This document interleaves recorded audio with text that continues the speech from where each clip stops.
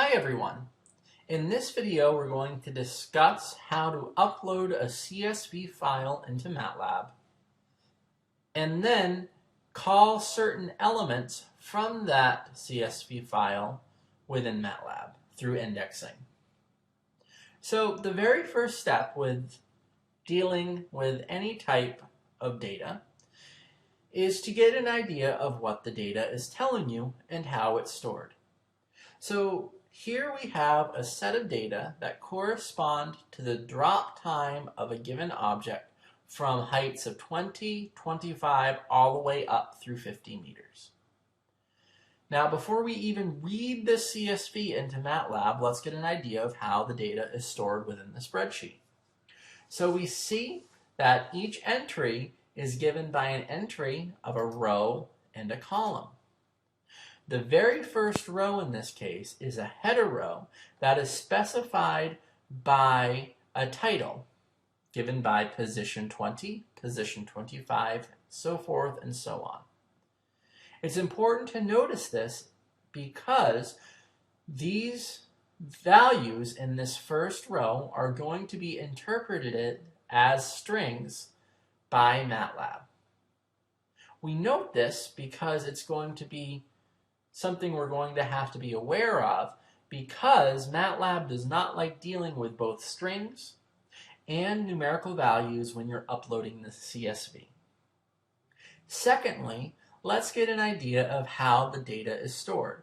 So we see that for a given column, all of the entries in that given column correspond to drop times from a specific height. So in this case, an object was dropped from a position of 20 meters, and the first recorded time was 1.66 seconds.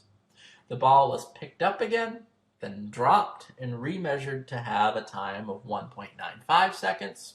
We can see that there's some error in our measurements, but we're not going to discuss that right now. And so forth and so on until 15 measurements were completed.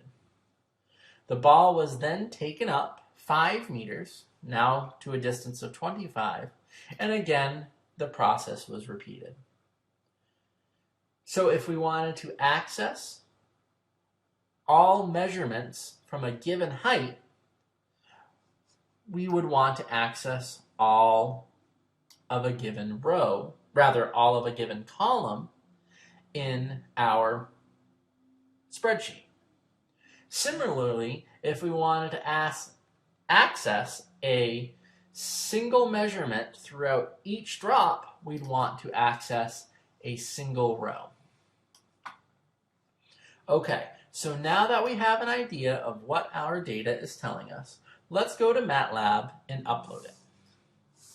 So right now, because we're just getting used to this read CSV or the CSV read function, we're just going to be doing interpretative commands through the user interface. Again, just as a reminder, when you're dealing with complicated programs, you're going to want to save your commands in a script and run that. So let's begin by first trying to read in this false 1 CSV. The very first step in doing that is to define a variable. Because we're dealing with drop times, why don't we call the variable that's going to store our data as drop times? Okay, the next thing is that drop times variable has to have something in it, and that something is going to be our data.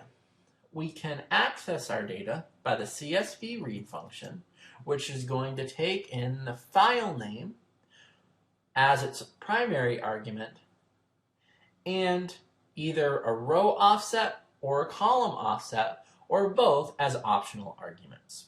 Right now, we're going to just try to read in the file and see what happens. As a heads up, an error is going to occur, again, because we have that first row that is given by strings.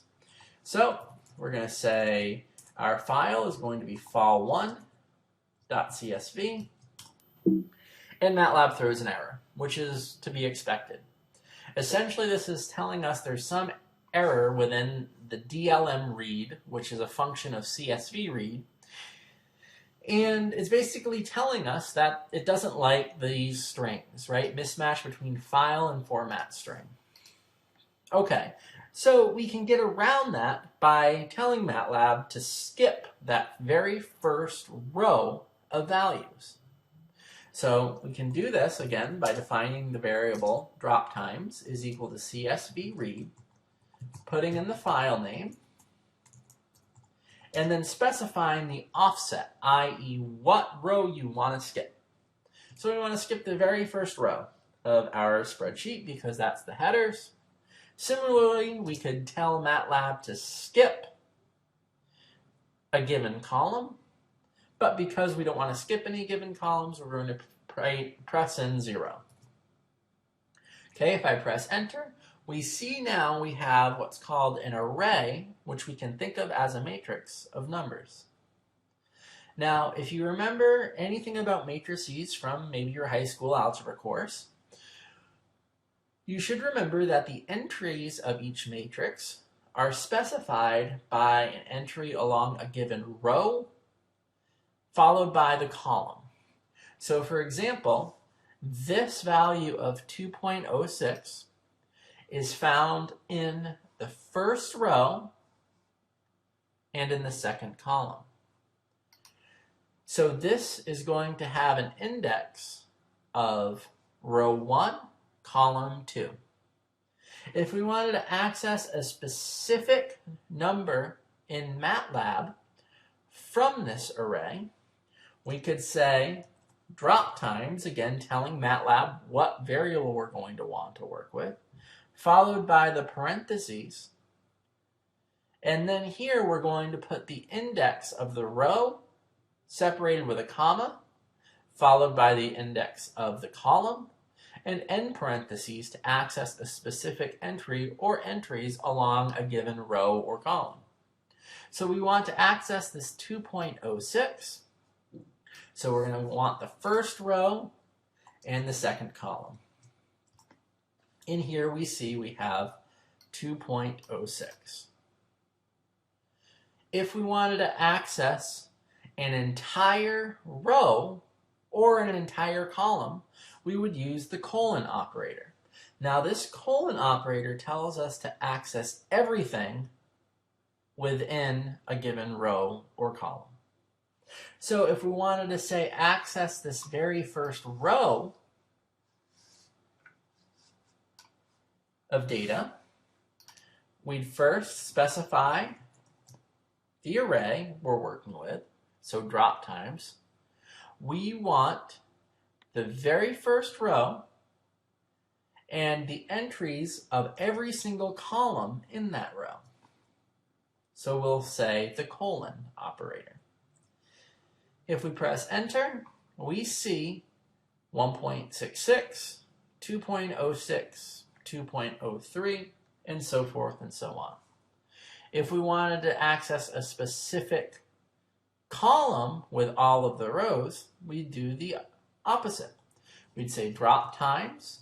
We want all rows from a given column, and let's say we want this third column right here, so we'd say 3.